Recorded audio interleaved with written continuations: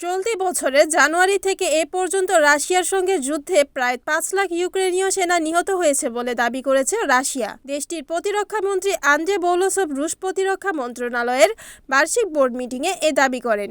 রাষ্ট্রায়ত্ত সম্প্রচার মাধ্যম জানায়, বুধবার অনুষ্ঠিত ওই বোর্ড মিটিংয়ে রাশিয়ার প্রেসিডেন্ট ভ্লাদিমির পুতিন উপস্থিত ছিলেন। বৈঠকে বৌলসভ বলেন, ২০২৫ সালের শুরু থেকে এ পর্যন্ত রুশ বাহিনীর সঙ্গে সংঘাতে প্রায় ৫ লাখ ইউক্রেনীয় সেনা নিহত হয়েছে। এত বিপুল ক্ষতির কারণে নিকট ভবিষ্যতে কিয়েভের পক্ষে বাহিনী পুনর্গঠন করা কঠিন হবে, কারণ এই প্রাণহানির ফলে দেশটির বেসামরিক জনগণ সেনাবাহিনীতে বাধ্যতামূলক যোগদানে আগ্রহ হারাচ্ছে। তিনি আরও দাবি করেন, চলতি বছরে ইউক্রেন ১,০৩,০০০-এর বেশি সমরাস্ত্র ও সামরিক সরঞ্জাম হারিয়েছে। এর মধ্যে রয়েছে প্রায় ৫,৫০০ ট্যাঙ্ক ও সাঁজোয়া যান, যেগুলো পশ্চিমা দেশগুলোর সহায়তায় ইউক্রেন পেয়েছিল।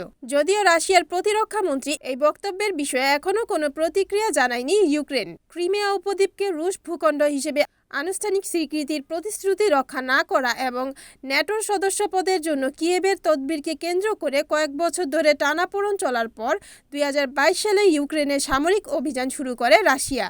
যুদ্ধ শুরুর অল্প কিছুদিনের মধ্যেই ইউক্রেনের প্রেসিডেন্ট ভ্লাদিমির জেলেনস্কি একটি ডিক্রি জারি করেন। ওই ডিক্রির মাধ্যমে ইউক্রেনের ১৮ থেকে ৬০ বছর বয়সী পুরুষদের দেশ থেকে নিষেধাজ্ঞা দেওয়া হয়। যুদ্ধের শুরুতে বেসামরিকদের জন্য ইউক্রেনের সেনাবাহিনীতে যোগদানের সর্বনিম্ন বয়স ছিল ২৭ বছর। পরে তা কমিয়ে ২৫ বছর করা হয়।